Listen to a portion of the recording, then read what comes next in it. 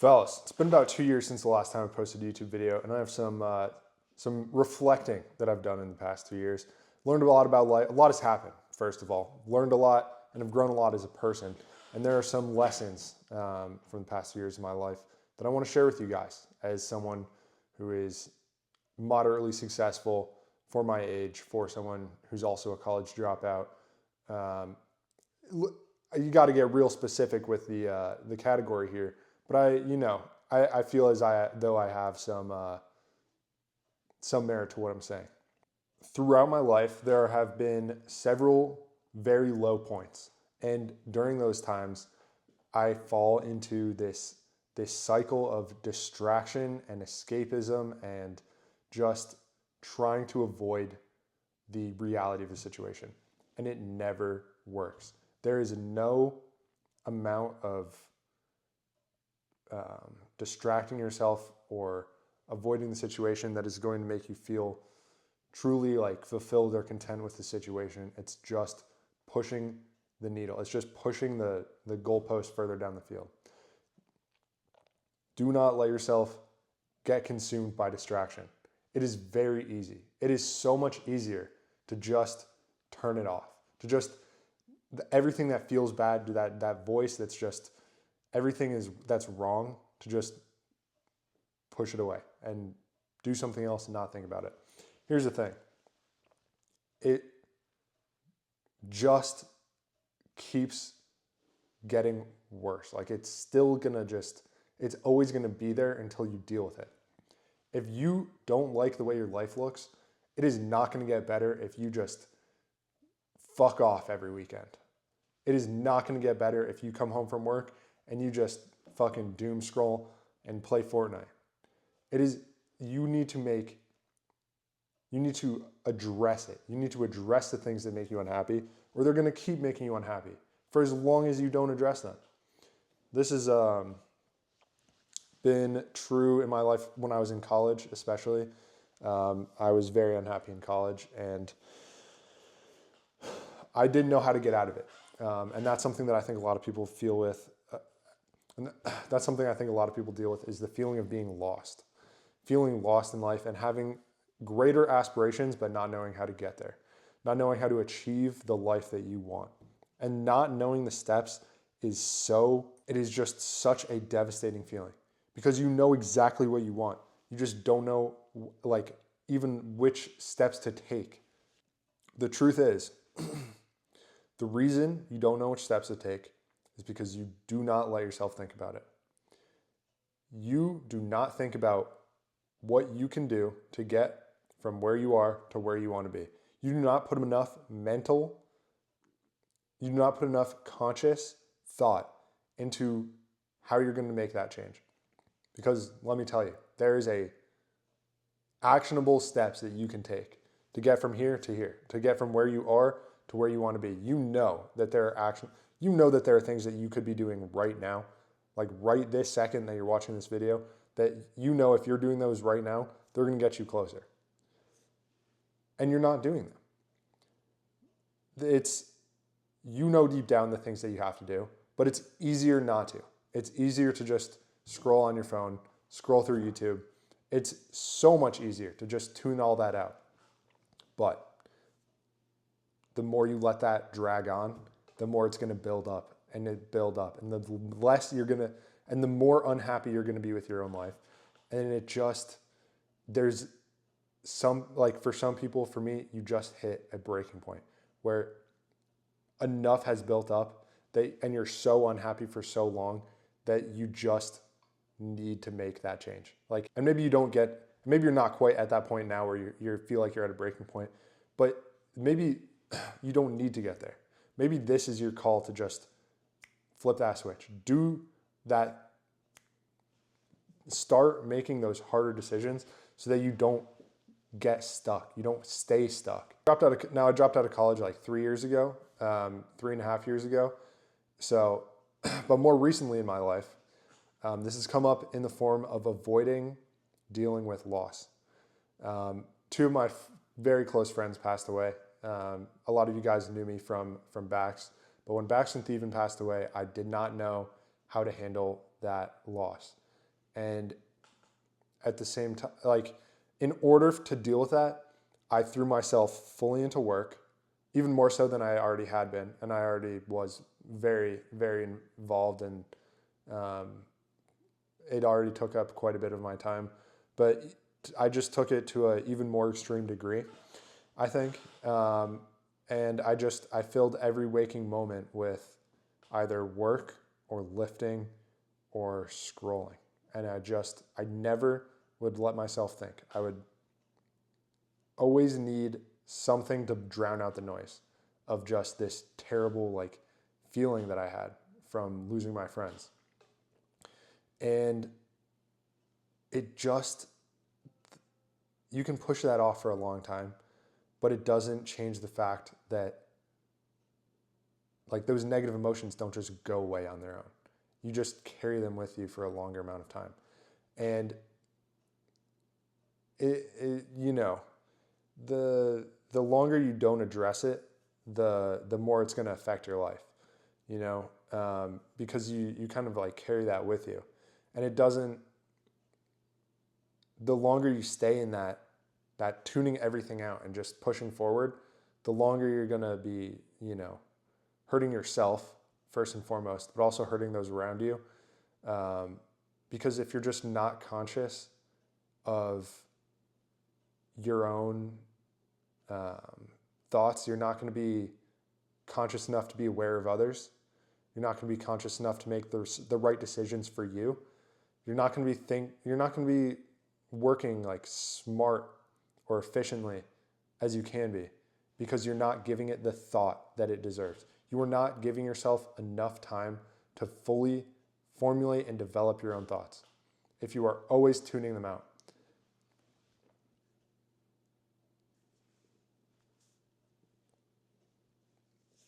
It is a very hard habit to break.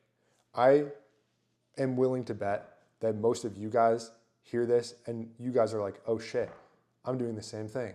Whether it be feeling stuck, trying to avoid like the circumstances of your own life, trying to avoid something tragic that's happened to you. It's just so easy to drown out the noise with your phone. And it's very difficult to break that habit, because I want to give you guys a little context here. Make a conscious effort to not ever scroll on your phone. Make a conscious effort to give yourself 20 minutes, 30 minutes a day where you're just sitting there, not doing anything, not checking your phone, just letting yourself think. A lot of you will find, I currently am going through the same thing. 5 minutes goes by, pull out my phone to check. Like, what the hell am I doing? It's unconscious. It is so hard to get to the point where you are consistently just letting yourself think and letting yourself be bored and just sitting with your own thoughts, rather than just immediately going to just like filling that noise. And it's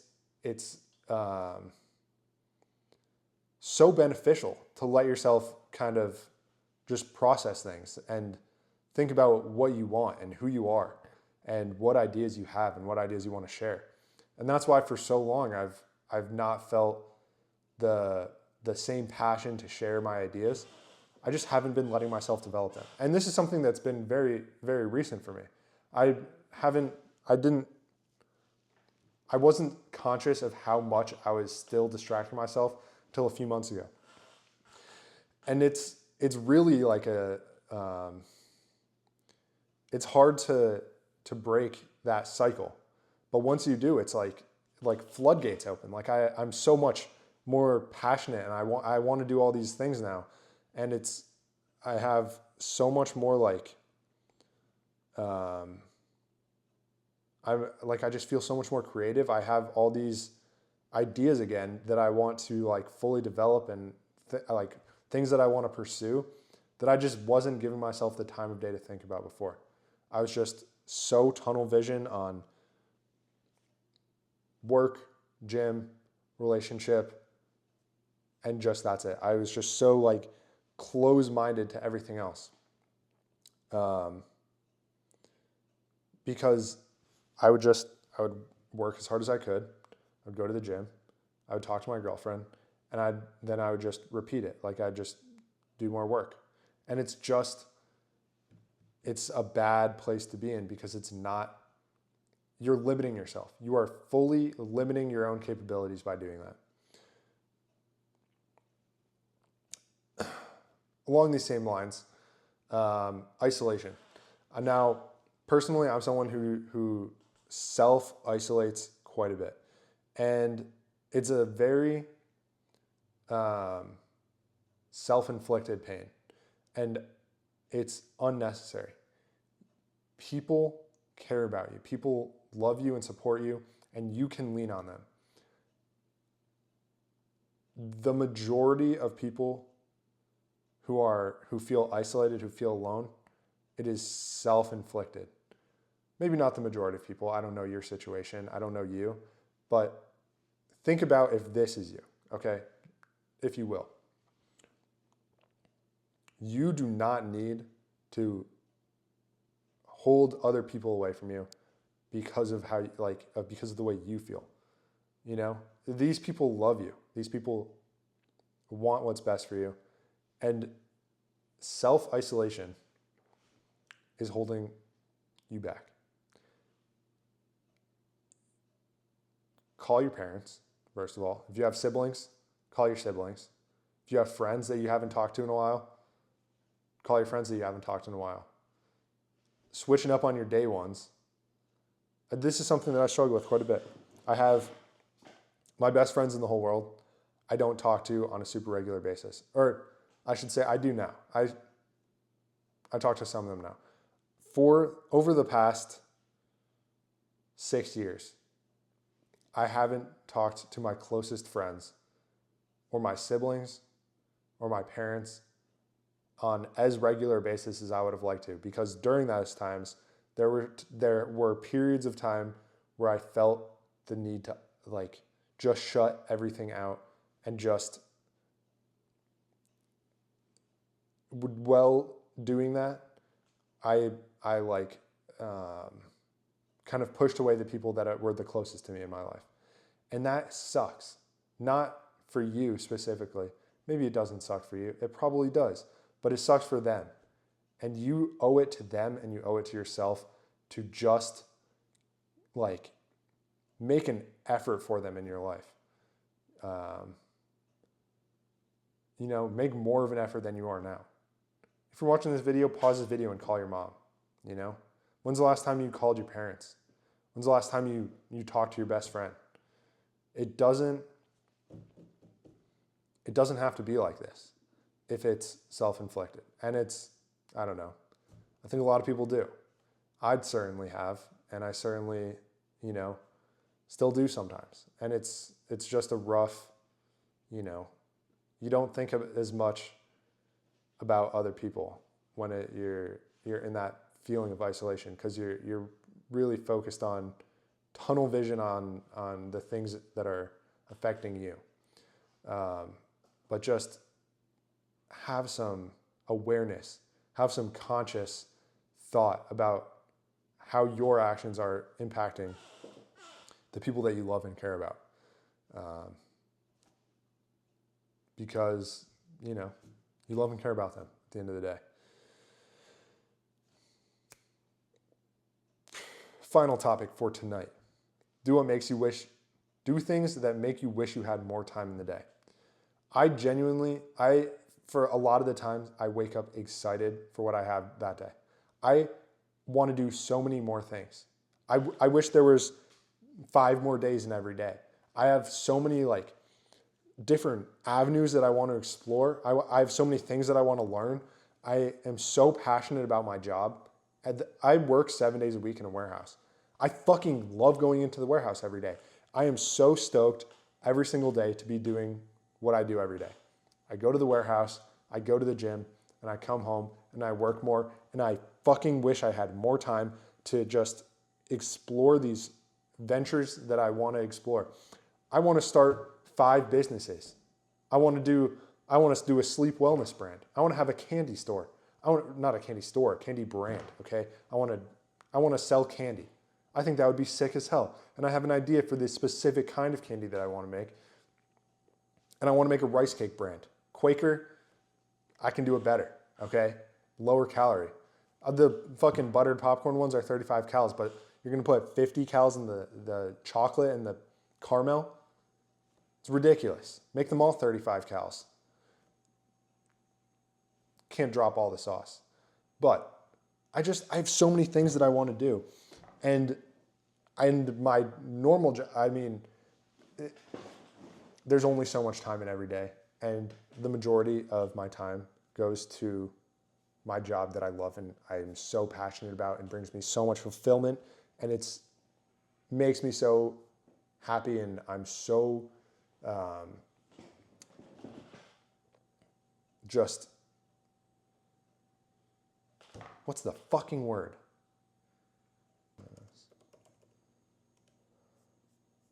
I'm so fucking fortunate to be in the position I'm in. I am so fortunate to be in the position that I'm in.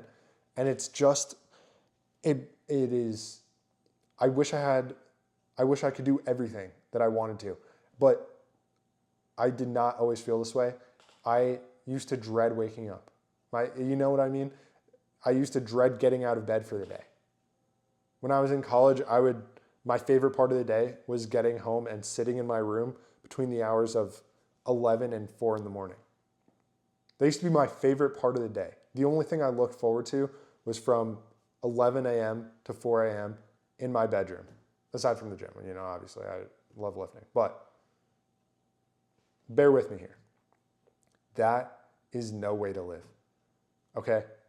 You should do things that excite you, that you're passionate about. I think it is so important that people do things that they're passionate about because life is too short not to.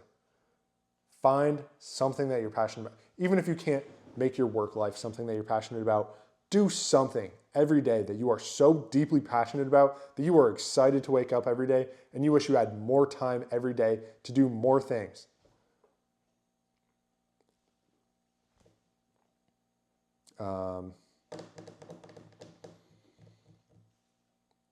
That's all I got for today, folks. But that being said, I, have some more knowledge, some more wisdom to drop on you guys.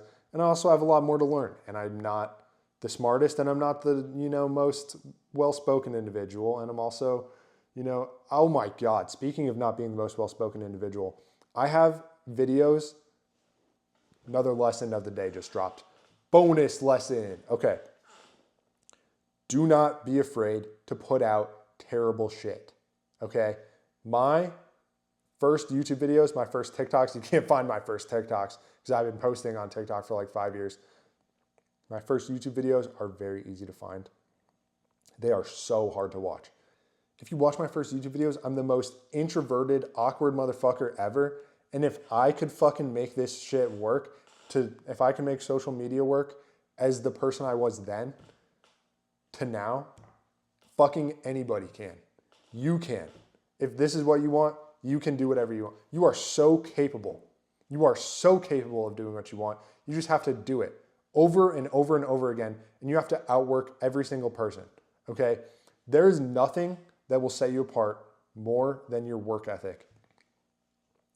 That is probably the most important thing I could instill into your brain if you are still watching this video. Nothing will set you apart more than your work ethic. You will stand out if you are the hardest worker in the room. 100 out of 100 times. There is not a single other character trait that will be more beneficial to you than just working harder than everyone else. You should be, if you are not happy with your life, it should drive you to work harder than everybody else. What is stopping you from performing better than your peers? What is stopping you from going above and beyond what your peers are doing? If you can take a look around you and see how hard everyone else is working, and you're going to seriously limit yourself to saying, I can't do more than that. Majority of you guys, that when you're looking around and you're actually taking inventory of like how collectively the people around you are putting effort into things, how hard they're actually working, I guarantee you can work harder if you care enough about it. If you are truly as passionate as you say you are, and you tell yourself you are about changing your life, there is no doubt in my mind that you can work harder than them. You are fully capable of doing more than the person next to you.